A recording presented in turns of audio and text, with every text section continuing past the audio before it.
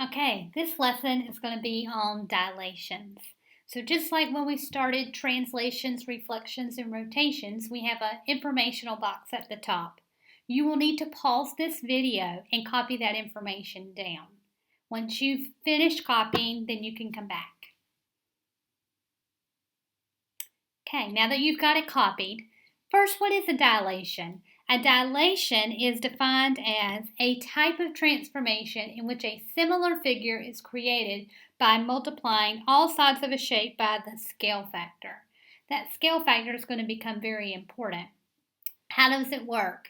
So basically what we're going to do is we're going to take and multiply the x and y coordinates of each point by the scale factor to get the coordinates for our image.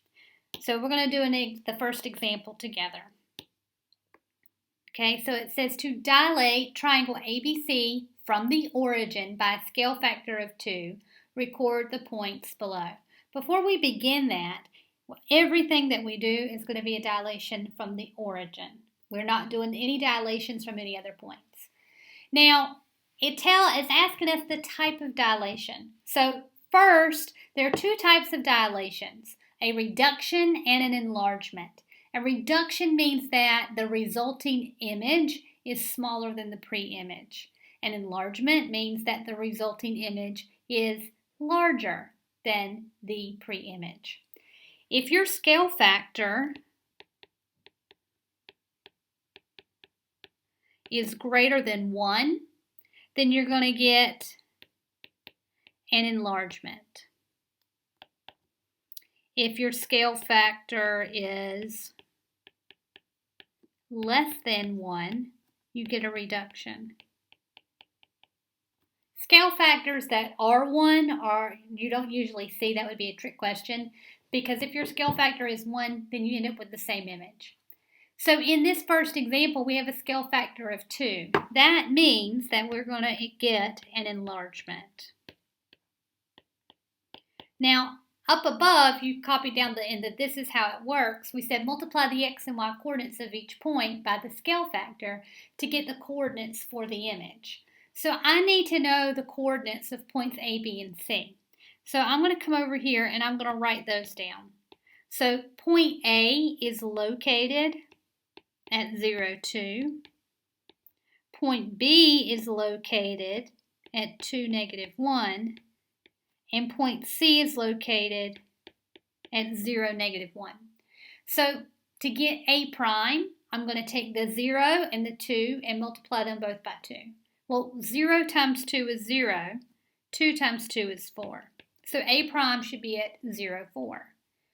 To get B prime, I'm going to take 2 and negative 1 and multiply them both by 2. 2 times 2 is 4. Negative 1 times 2 is negative 2. So B prime will be at 4, negative 2. To get C prime, I'm going to multiply the 0 and the negative 1 by 2. 0 times 2 is 0, and negative 1 times 2 is negative 2.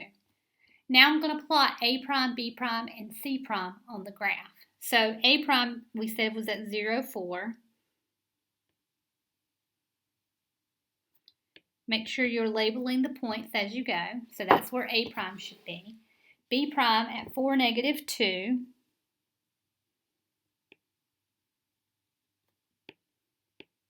And C prime at 0, negative 2. And now that I've labeled or written down my points, now I'm going to draw that triangle.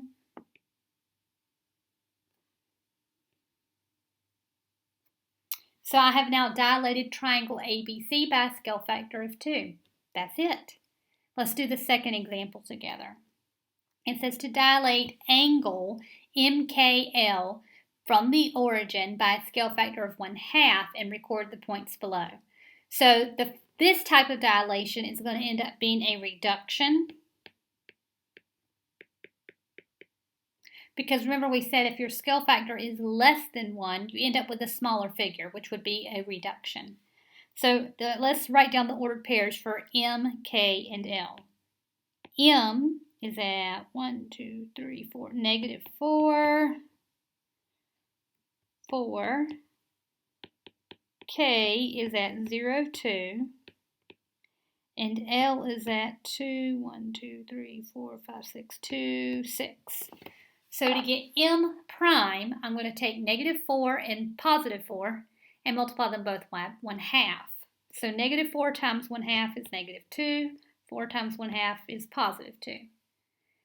For K prime, I'm going to take the 0 and 2 and multiply them each by 1/2. 0 times 1/2 is still 0. 2 times 1/2 is 1. And for L prime, I'm going to do 2 times 1/2 and get 1. 6 times 1/2 is 3. Now I'm going to plot those points, M prime, K prime, and L prime. So I'm going to find negative 2, 2.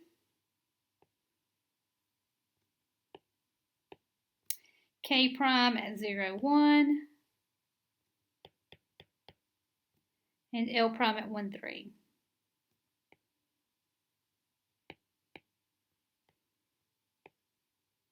And now you see that the figure is smaller, and this is a reduction, a smaller figure, but they are the same shape.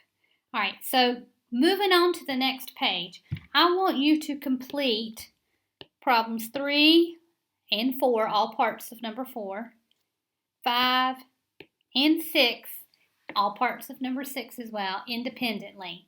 So pause the video and go do that.